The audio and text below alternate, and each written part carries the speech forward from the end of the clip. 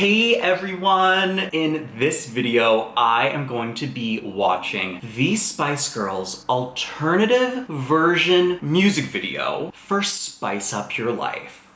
Oh my god, I don't believe it! That's right, we have been blessed with a new version of the iconic Spice Up Your Life music video using footage that wasn't used in the first video. Or maybe it was used, but they've remastered it in glorious HD. I have been waiting for this moment for, I can't even tell you how long. The Spice Up Your Life music video, the way that it was shot originally was so dark. It was so gray, so graphic novel. Like, it was very moody. It was like a feature film. It was like a thriller, Blade Runner, Fifth Element, but like a black and white version. Everything was just very cloudy, tons of shadows. It was such a stark contrast to the types of videos that we got from them from their first album. It was like the craziest explosion into the Spice World album. I have been dying to see the outfits, the hair, the makeup detail that we didn't really get in the first music video. I mean, the closest I think I got to seeing some of their looks in like a clearer shot were in some behind the scenes photos that were snapped of the girls in New York when they were filming the video, and in Jerry's Sotheby's auction catalog, but I've never been able to see the girls in their looks in like crystal clear vision. And of course, this year marks the 25th anniversary of the Spice World album, which is why we are getting this alternate cut of the music video. This is the video where two become one, literally. I'm giving you a reaction to the Spice Up Your Life alternative video, and then I am following it up with a review of Melanie C's book, The Sporty One. I was even surprised by some of the things I learned in Melanie C's book. I can't wait to go through it with you. If you want to see me react to more Spice Girls, like this video, and don't forget to subscribe to my channel while you're at it. Okay, CN Tower. Is that the CN Tower?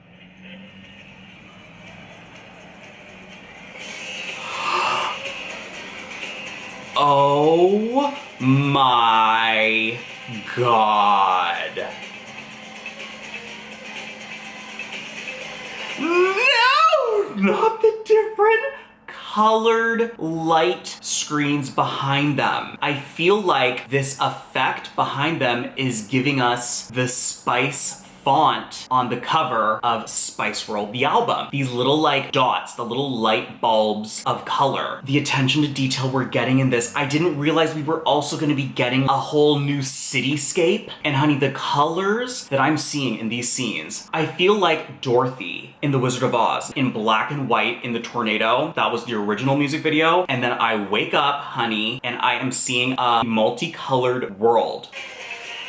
Oh my gosh, oh my god, no!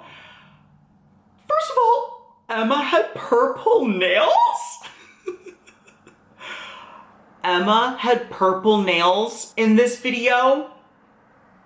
Emma's purple eyeshadow, the red of Jerry's hair, a dream. Oh my god, the wind machine! We were getting a full-blown wind machine.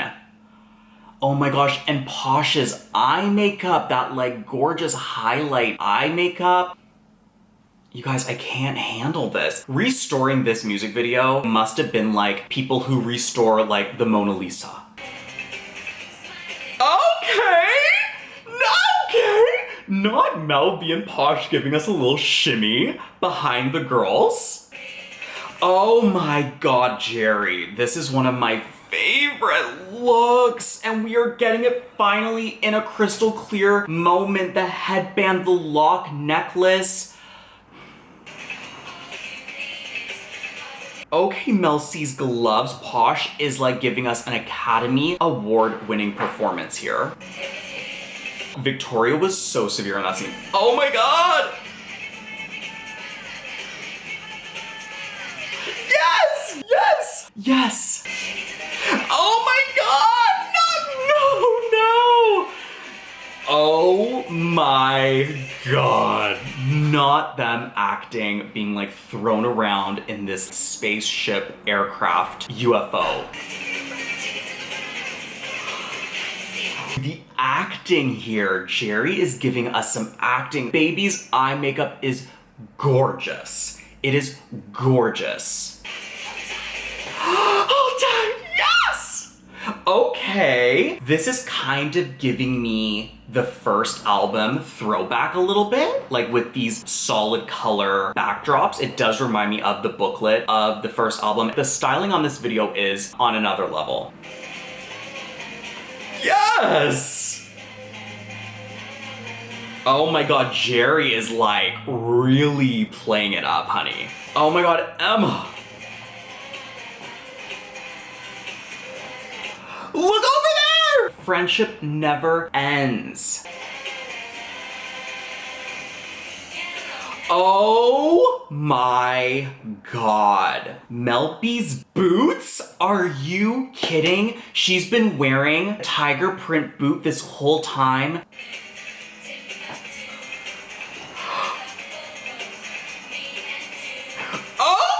that little posh move? That little posh dance move just there was like everything. Posh is really giving us everything in this. Oh!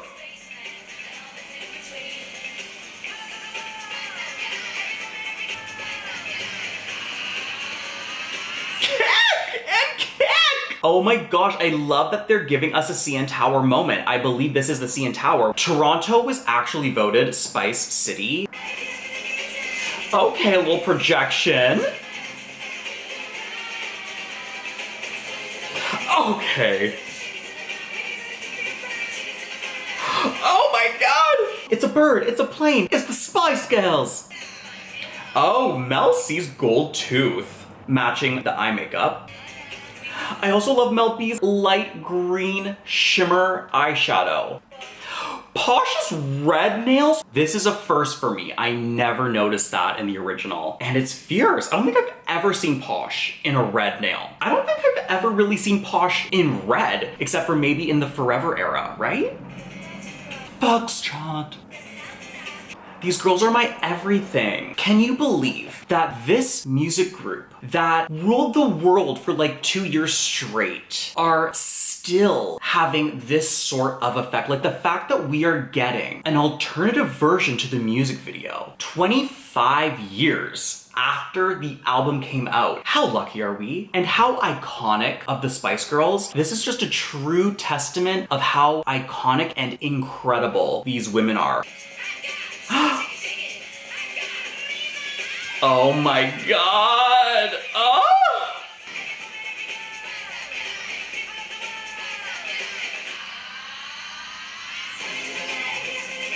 Yes! Cute! Wait a minute. She has like this crazy claw nail. It was huge that she was using to spin the record. That's everything. That is everything.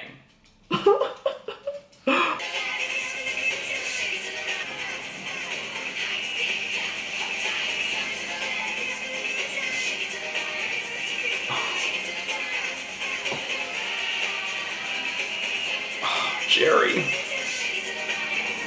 Oh my gosh, we just got another shot at the claw nail. The claw. Oh my gosh, no, it's like a metal, it's like a platinum, a metal, a silver claw nail. I can't believe this detail. This scary detail we're getting. Jerry's like pressing buttons. She's getting ready for a landing.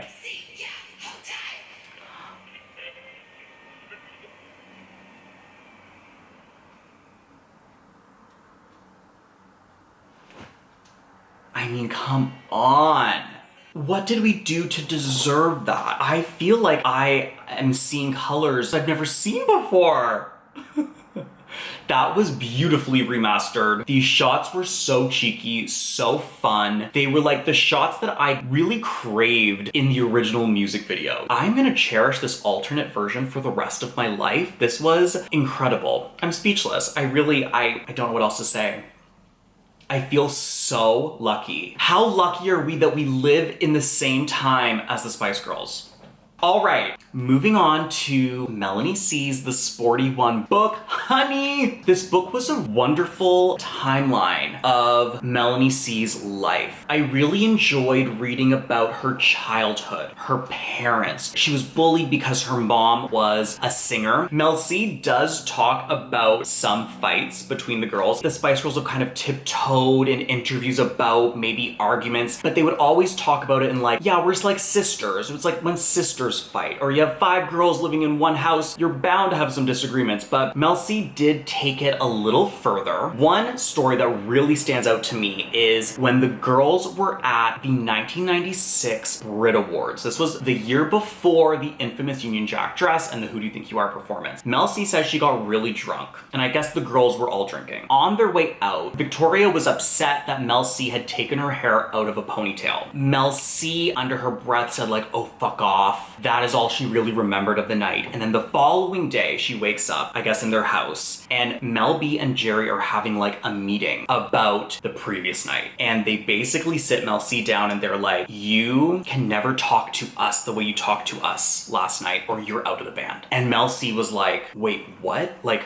what did I do? I think half of her was like not really remembering because she was so drunk, but the other half of her was kind of like, I don't remember it being that big of a deal. And then Simon Fuller, their manager, got on the phone with her and was like, if you ever talk to Victoria or any of the girls like that again, you're out of the band. And Mel C says that because of that moment, that interaction, she became a part of the background. She didn't want to speak up. She wanted to cause as little rifts as possible. She didn't want to speak her mind. And because of that moment and being so criticized and like ostracized, maybe she felt a bit gaslit because here she is, you know, she just kind of like muttered, oh, fuck off, but like not in a personal way. And they took it and ran with it. And she even says that she thinks maybe because the girls were threatened by her or were like intimidated maybe by her vocal abilities, that they were maybe harder on her. And maybe in Victoria's mind, it was like, if both of us have our hair down and we both have brown kind of shoulder length hair, like they're not going to be able to tell us apart. That was the first time I'd really heard or read how controlling the girls were about the images they were to portray to the public. It was like boot camp. And Mel C literally let her hair down, literally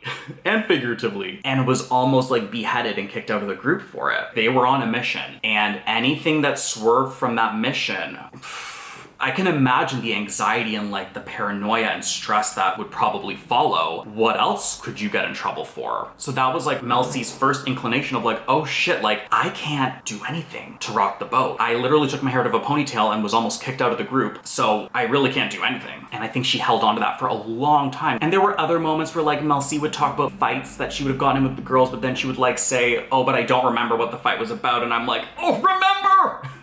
I felt so nosy reading Mel C's book. Like, I literally wanted to know the juicy details about the fights. I found out a lot about Jerry. Jerry's that bitch.